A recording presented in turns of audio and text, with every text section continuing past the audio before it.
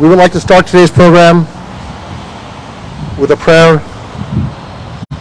by Deniers of St. Gregory's Armenian Apostolic Church. Deniers.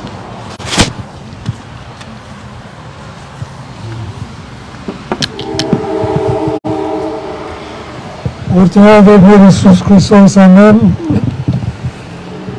We thank you, Lord, the giver of all goodness, who have kindly brought us together with our fellow Jewish brothers and sisters, two nations who unjustly savor the calamity of genocide and Holocaust and the hand of Ottoman Turks and Nazis.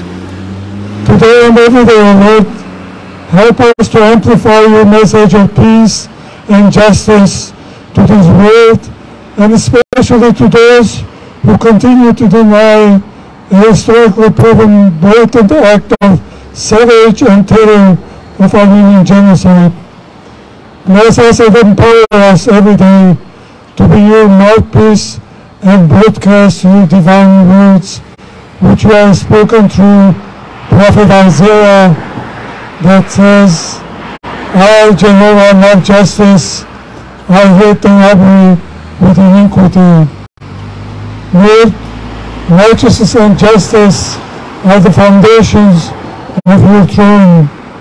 So, Lord, help us always to walk in the way of righteousness in the midst of the path of justice, now and forever and ever. Amen.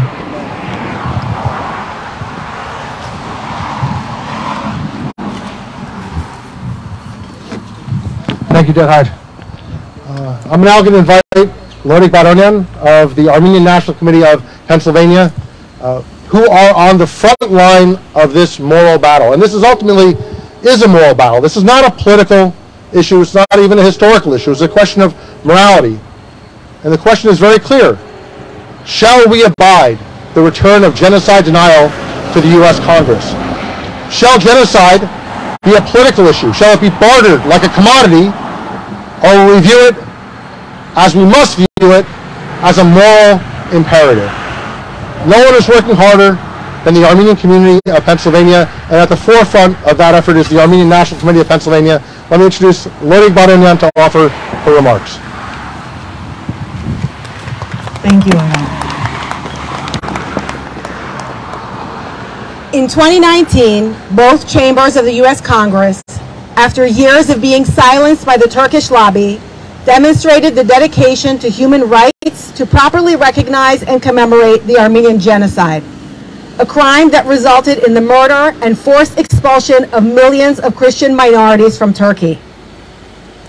On April 24th, 2021, President Biden affirmed the U.S.'s recognition of this atrocity.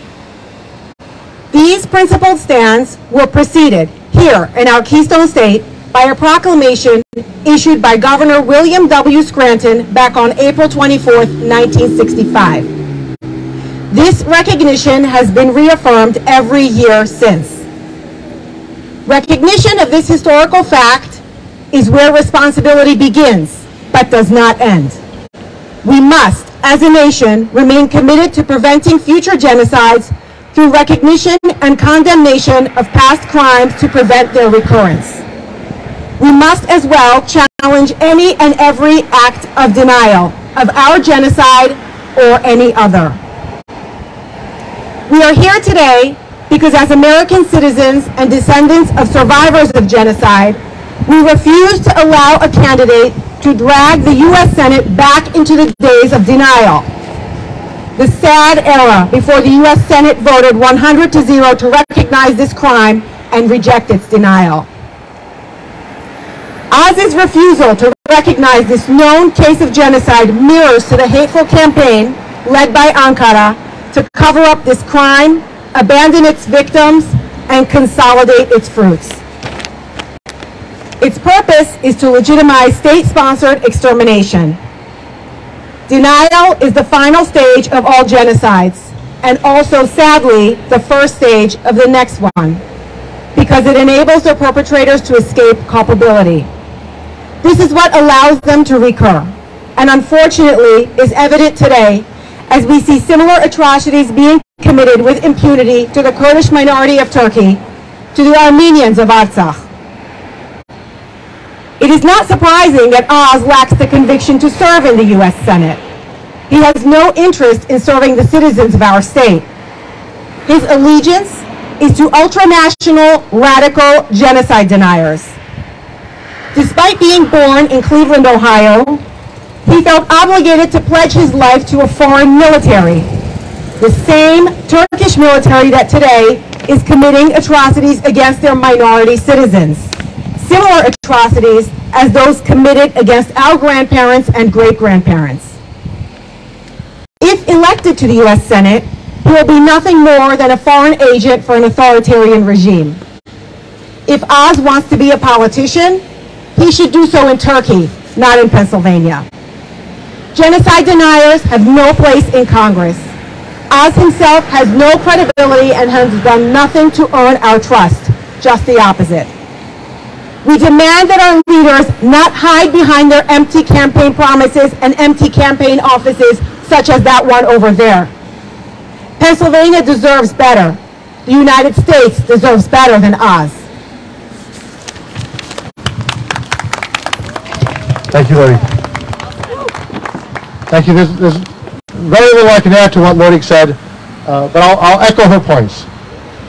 Our community, our coalition partners, our allies, I count the rabbi chief among them, spent the better part of the last half century battling denial. We succeeded in 2019. We ended the longest lasting foreign gag rule in American history. The longest lasting foreign gag rule in American history. For too long, for decades. We outsourced American morality. We outsourced American history. We outsourced American policy to Ankara. They set the policy. They exported it to Washington, and American presidents, Democrat and Republican, enforced that policy. That was a shameful thing. We set it back. We broke the back of denial in America. And knowing how hard that struggle was, and knowing how many of our mothers and fathers and grandparents struggled in that long twilight battle, we're not now prepared to see it rolled back.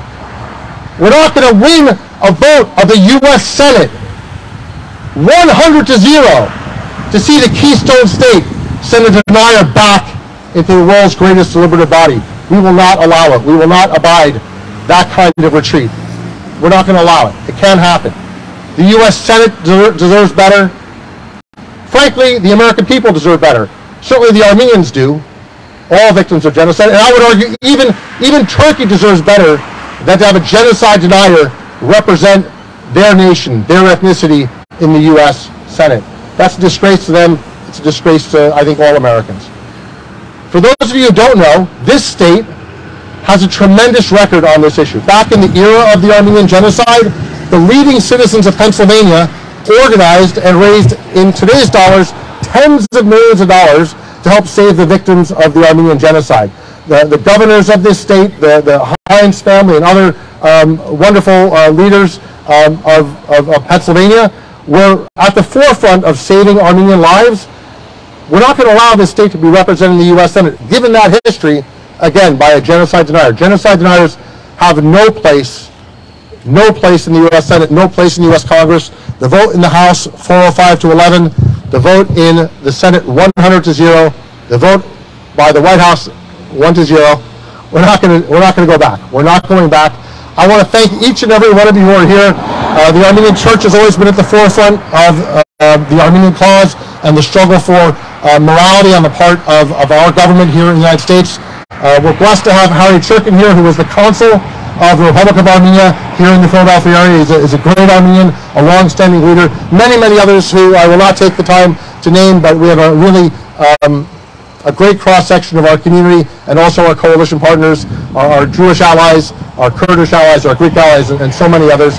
So with all that said, I'm now going to turn the stage over to Rabbi Shmuley, who has traveled all the way from New Jersey in very, very heavy traffic. And this is not the first time, it will not be the last time he has stood with the Armenian nation, stood for truth, stood for morality, because this ultimately, as I said before, is not about politics, it's not about a candidate, it's not about an election. It is about who we are as Americans. We know who Dr. Oz is. The better question, the more important question is, who are we as Pennsylvanians? Who are we as Americans? And I think we have to provide that answer. And to share his thoughts on this subject and others, I'm honored to invite Rabbi Shmuley to the stage. Thank you, Rabbi Shmuley. Thank you. Be careful with this.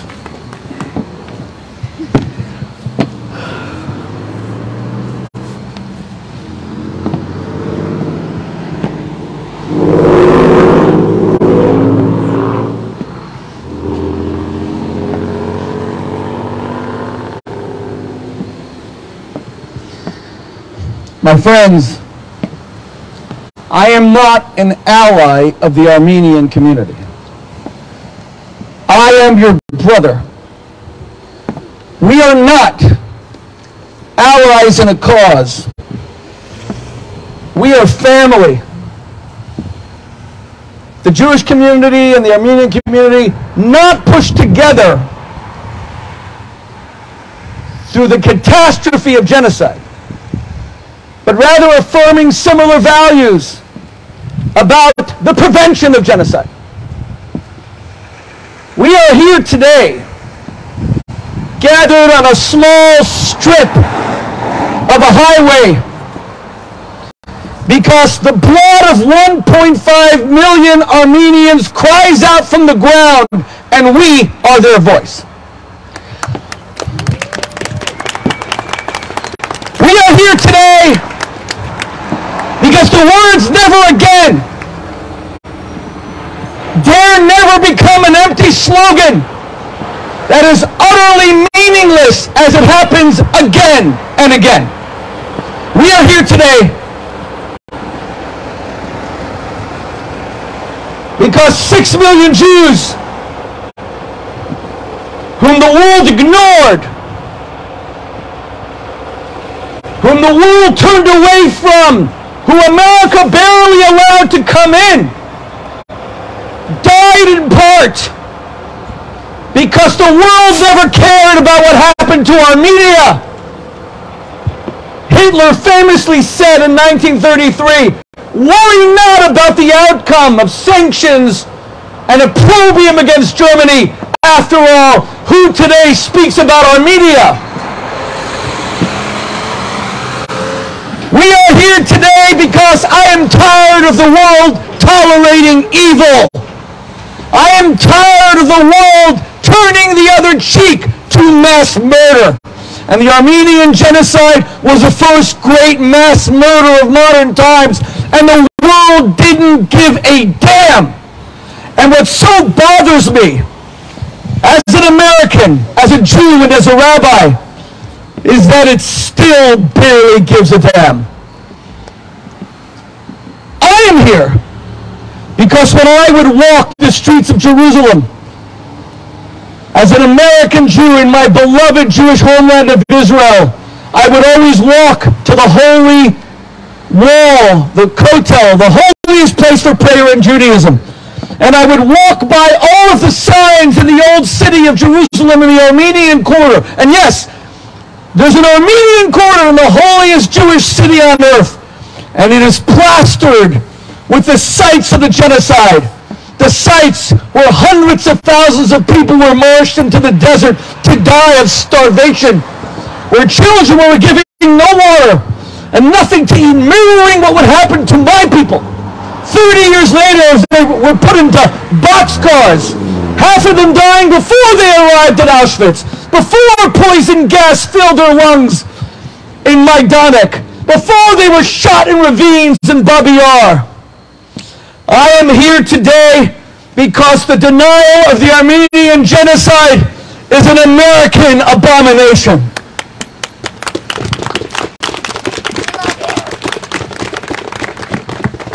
I am here today because America has to be a moral country.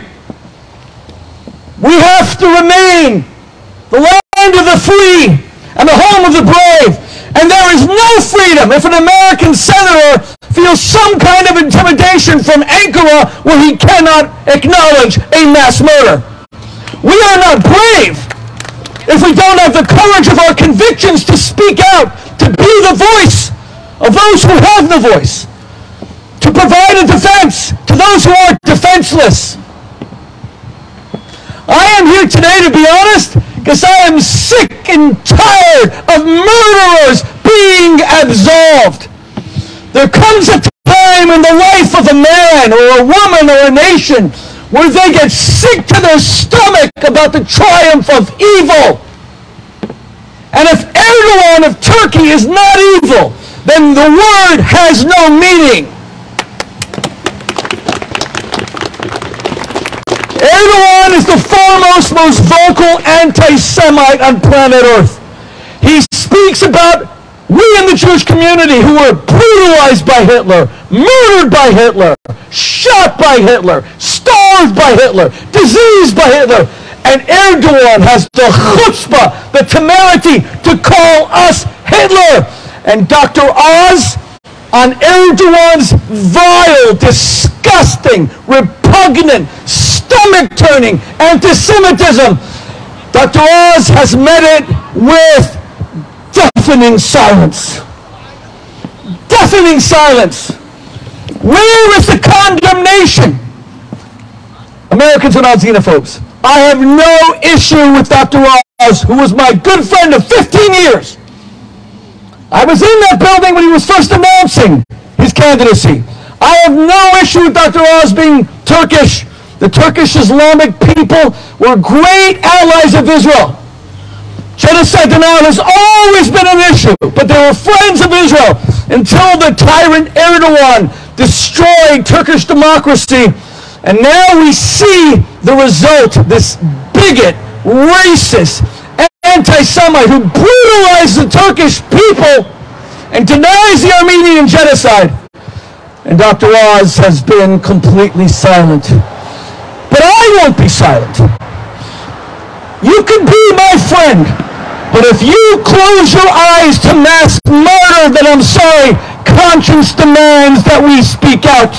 If you close your eyes to barbarity and to mass murder, then decency demands that we speak out. And if you deny mass murder, as Aram said, the final insult, the final stage of genocide is to deny to the victims even the dignity of memory, to say it didn't even happen. When God first creates Adam and Eve, they have two children, Cain and Abel. And Cain murders Abel out of jealousy, out of hatred, out of spite. And God comes to Cain and he says, "Where is your brother?" And Cain says, "Am I my brother's keeper?" Dr. Oz, where are your Armenian brothers? And the response, "Am I my brother's keeper? This isn't my issue." Pennsylvanians care about the price of gasoline. Pennsylvanians care about inflation. Pennsylvanians care about immigration. I'm not my brother's keeper. No one's going to vote for this issue. And then God says to him,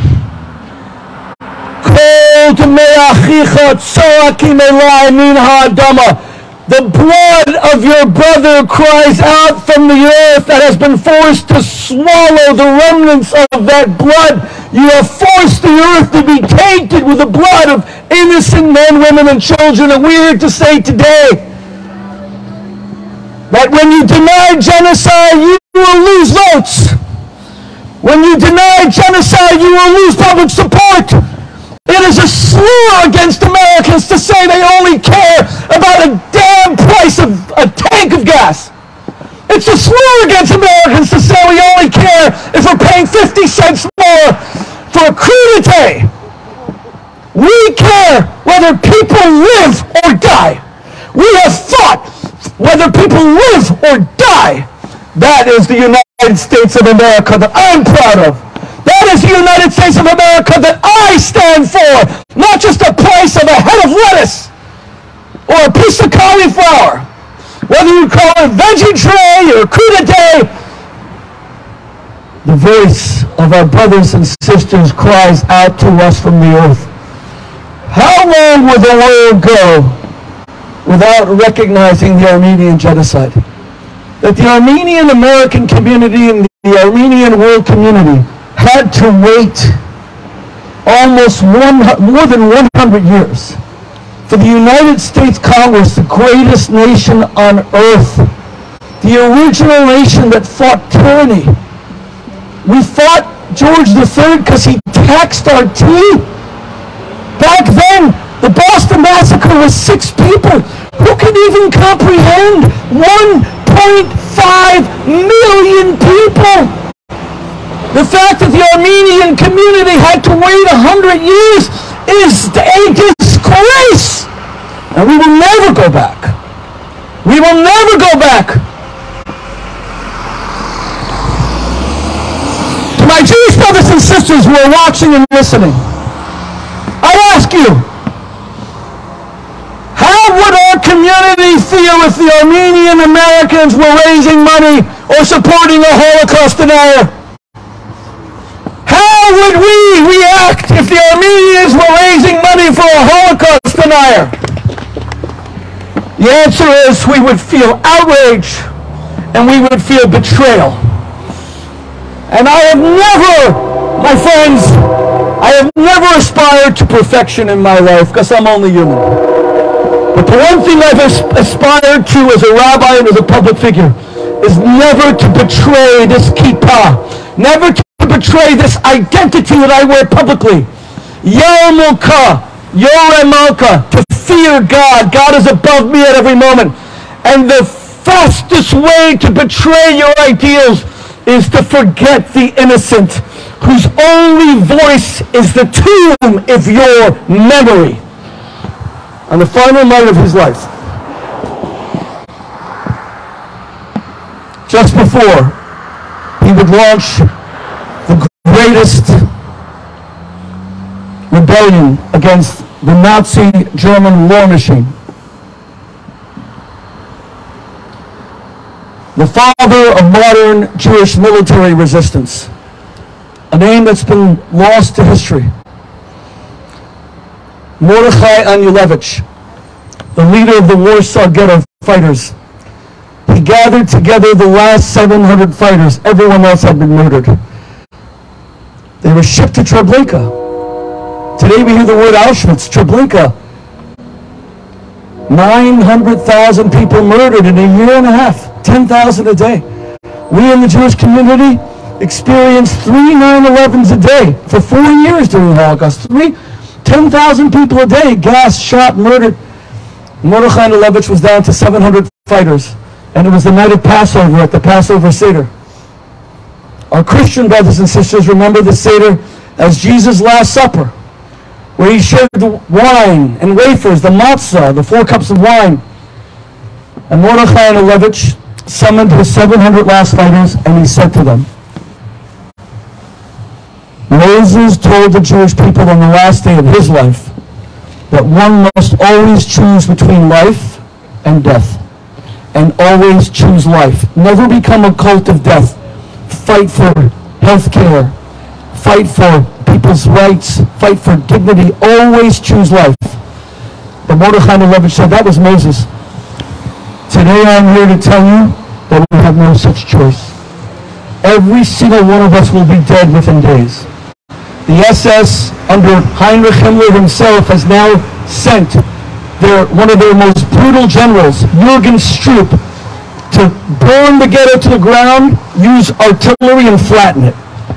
He said to them, the only choice I give you today is the choice between not life and death, but the choice between death and death.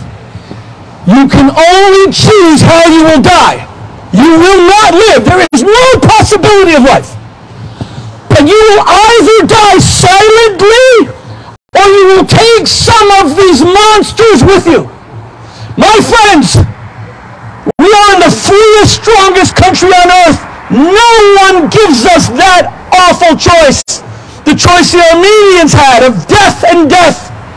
Will you die as you're marched into the desert, brutalized by Ottoman by Ottoman Turk troops? Will you give that last morsel of bread to a friend, to your children? There is no choice for us between death and death because we live in a free country. The choice for us is how we live, not how we die.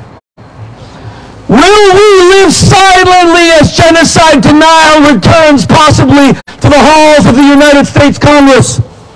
Will we be silent as 1.5 million Armenians continue to be forgotten? I'm ashamed to say I've read hundreds and hundreds of books on the Holocaust. I've seen, thank God, hundreds of movies on the Holocaust. I struggle to find great books on the Armenian Genocide. I struggle to find great films on the Armenian Genocide. Let this be a starting point. That the memory of these sacred 1.5 million will live through our thought, through our speech, and through our action. Let them live through what we teach our children. Let them live through a school curriculum. Let them live through Hollywood epic productions. Let them live through Broadway plays. Let them live through editorials in the Wall Street Journal, the Washington Post, the New York Times, and every other outlet. Let them live because you have decided you will not let them die. Shenit Matsada Lotipo, we Jews said about the Masada fortress. The second genocide will never happen. There is a genocide of flesh and blood, and then there is a genocide of memory and betrayal. We will never allow a second genocide. I am making a pledge here today. Dr. Oz, we've been friends for 15 years. You and I spoke about a possible congressional or some other political run. We never said it would involve genocide denial. I am making a pledge that if you put out one tweet, just one tweet of 240 characters on your iPhone right now, that will take less than a minute, I will publicly apologize to you for saying you're engaging in genocide denial. All the tweet has to say is that during the First World War between the years of 1915 and 1918, approximately 1.5 million innocent Armenians were murdered in the most brutal fashion. They were shot, they were starved, they were raped, and it was done by Ottoman Turkey, and today's Turks are not responsible for it. We don't believe in the sins of the fathers being visited upon the children. The Bible is clear that every man or woman will be judged by their own moral actions. But denial by this generation is a totally different thing, completely. Then you're continuing the sin. Dr. Oz, I'm making a public pledge. Public pledge. If you send out one tweet between the years 1915 and 1918, 1.5 million Armenians were murdered for no other reason than they were Armenians. That little children were given nothing to eat. That little babies were ripped away from the breast of their mother's milk. That wives and mothers were raped at such an astonishing level that it beggars the imagination. That hundreds of thousands of people were marched into the wilderness so that they would die the brutal death of neglect by the elements. If you put out one tweet, I would publicly apologize to you, my dear friend, and say I was wrong about you in your campaign. And I will hold myself accountable for having misjudged you. But given that I've begged you for months to do this by every means at my disposal, through mutual friends, through public columns, through direct emails and direct tweets, I'm not so sure it's going to happen. But if it does, you will have my apology. Because this is not a political demonstration. This is a moral demonstration. Dr. Oz, if you feel that we're wrong, and you feel that your character is being falsely maligned, and it hurts to be falsely maligned, who knows better than the Armenians and the Jews about what it's like to be falsely maligned? Who knows better than the Armenians and the Jews what it's like to be falsely demonized? We know what that's like. And if you feel that that's happening, I will correct it. Because my Torah teaches me that which you hate, do not do unto others. One tweet, and we will disband. One tweet, and we will not protest. One tweet. The Armenian Genocide is a historical fact. That it is absolutely, unconditionally, undeniable that the first genocide of the 20th century was perpetrated against the innocent people of Armenia, and nobody cared. And there was one Jewish ambassador named Morgenthau who was in Constantinople, in Istanbul, and God bless his memory, he did care. And he went to Woodrow Wilson and he begged, and he begged, and he begged. And nobody cared. Because the great lesson of humanity that we are our brother's keeper is one that we continually forget. One tweet, Dr. Oz. One tweet. To my Armenian brothers and sisters, I want you to know, you are not alone. Your fight for justice for your grandparents, your uncles, your aunts, your great-grandparents, you are not alone. They are in the bosom of God right now. And as Martin Luther King so beautifully and so eloquently said, the arc of the moral universe is long, but it bends towards justice. Genocide deniers, I promise you, will ultimately lose. I guarantee it. The goodness will triumph. I guarantee you, as the greatest American of the 20th century, Martin Luther King said, the arc of the moral universe is long, and you can question and wonder, God Almighty, can it possibly be that in the year 2022, a world-renowned surgeon is denying mass murder? But I guarantee you that it will bend towards justice.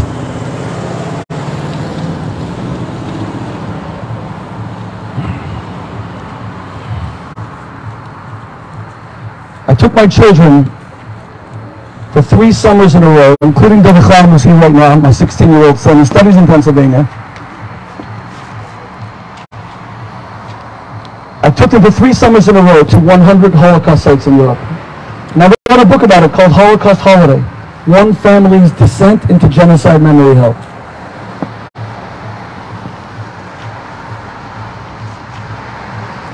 And the Washington Post reviewed the book last year and said, this was almost a form of child abuse. This is a summer vacation? My 8-year-old daughter, his younger sister, you remember, David, was begging us. Her birthday is July 2nd, July 3rd, forgive me, and July 2nd is the day that Elie Wiesel, the greatest of all witnesses to genocide, she said to me, my 8-year-old little baby girl, Tati, Daddy, I'm begging you, don't make me spend my birthday in Auschwitz. So we accommodated her. We went to Auschwitz the day before, and our birthday we were in the large ghetto, where only 240,000 Jews were murdered, as opposed to Auschwitz, where 1.1 million were murdered. And then there was this conversation that took place with David's 2 sisters, Rachel and Shana, which means beautiful. And Rachel said to her older sister, Tati's completely lost it. This is in Budapest. They killed 550,000 Jews in Hungary in 3 months. April, May, June of 1944. So this isn't a vacation. We should go to beautiful places. In fact, we're an Orthodox Jewish family. I love God, but I don't love God anymore. I'm angry at God.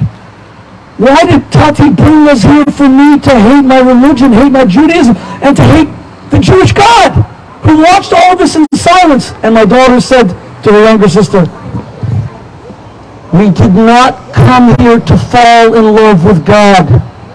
We came here to remember the 6 million, no matter how angry it makes us at God.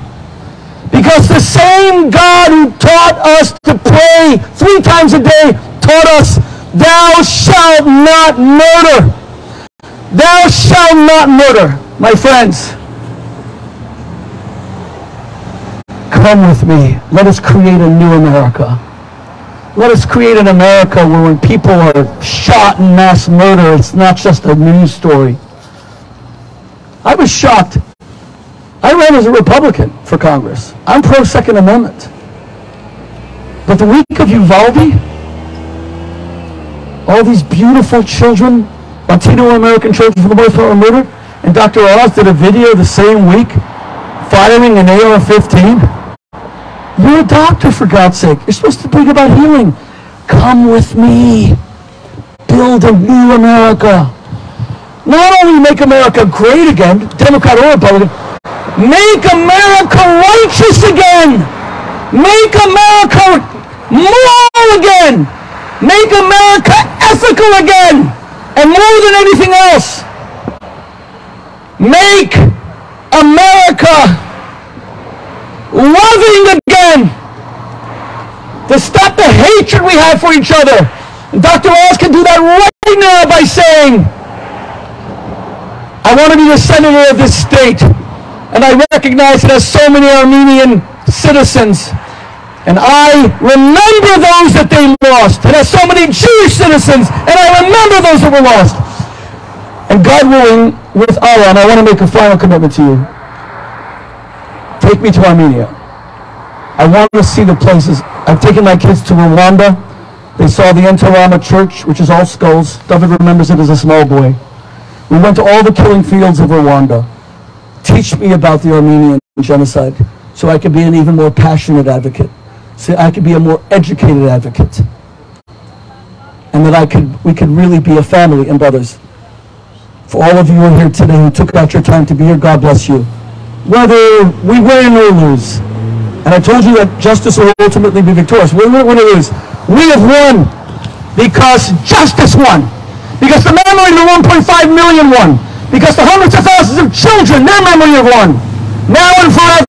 May God bless all of you. May God bless the Armenian American community. May God bless the Jewish American community. And may God bless the glorious, righteous United States of America.